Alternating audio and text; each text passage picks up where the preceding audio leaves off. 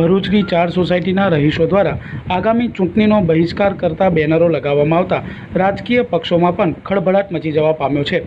ભરૂચની વેદાંત, અર્બુદાનગર 1, અર્બુદાનગર 2 તથા આરાધના સોસાયટીના રહીશો છેલ્લા કેટલાય સમયથી વરસાદી પાણીના નિકાલ તેમજ ગંદા પાણીના નિકાલ માટે રજૂઆતો કરતા આવ્યા છે, પરંતુ તેઓને કોઈ નિકાલ ન આવતા અંતે લોકસભાની ચૂંટણી સામે આવતા તેઓએ ચૂંટણીનો બહિષ્કાર કરતા બેનરો લગાડી દીધા છે અને કોઈપણ રાજકીય પક્ષના આગેવાનોએ આ સોસાયટીઓમાં વોટ માંગવા ન આવવું તેવી સ્પષ્ટ જણાવી દેવામાં આવ્યું છે।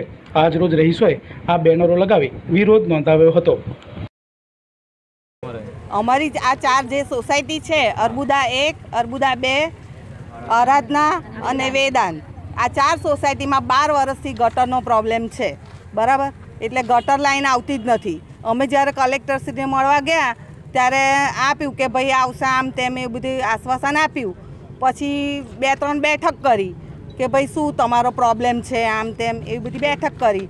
પછી એમને કહી દીધું કે ભાઈ હવે અમને કોઈ આજુબાજુવાળા કોઈ સોસાયટી બીજી સોસાયટીવાળા આપતા નથી, એટલે તમને તમારો ગટરનો પ્રોબ્લેમ સોલ્વ કાયમ માટે નહીં થાય। હવે આ પ્રોબ્લેમ જો સોલ્વ ના થાય તો પછી ગટર લાઈન હવે 15-20 વર્ષ જૂની સોસાયટી થઈ ગઈ, તો પછી એ ખારકુવા તો દર મહિને ભરાઈ જાય, તો દર મહિને 1000 રૂપિયા 1200 રૂપિયા કોણ આપે, બરાબર। એટલે આ અમારો પ્રોબ્લેમ છે।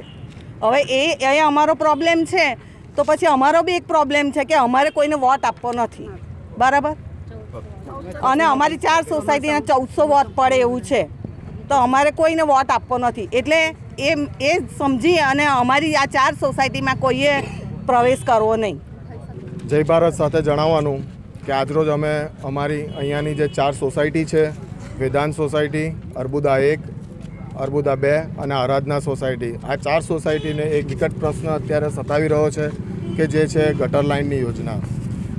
આપણા માનનીય વડાપ્રધાન સાહેબ શ્રી નરેન્દ્રભાઈ મોદીએ સ્વચ્છતા અભિયાન જે હાથ ધર્યું છે એના અંતર્ગત અમે ગટર લાઇન માટેની માંગણી કરી સરકાર શ્રી સાહેબ પાસે, અને આ જે અમારો જે પ્રશ્ન છે એ આજનો નથી, છેલ્લા 12 વર્ષથી અમે આ પ્રશ્નનો નિરાકરણ કરવા માટે પ્રયત્ન કરી રહ્યા છે।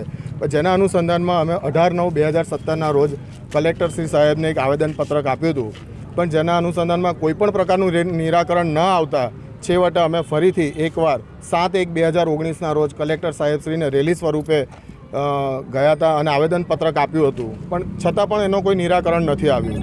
ત્યારબાદ અમે એમની જોડે રૂબરૂમાં 14/3/2019ના રોજ રૂબરૂમાં મુલાકાત કરતાં તેઓએ એમ કહ્યું હતું કે ભાઈ આ તમારી ગટર યોજના માટેની જે જમીન ફાળવવાની જે છે, જે જગ્યા ફાળવવાની છે એ અમારા હકમાં નથી, એટલે આના આ મુદ્દાનો ઉકેલ આવવો અશક્ય છે।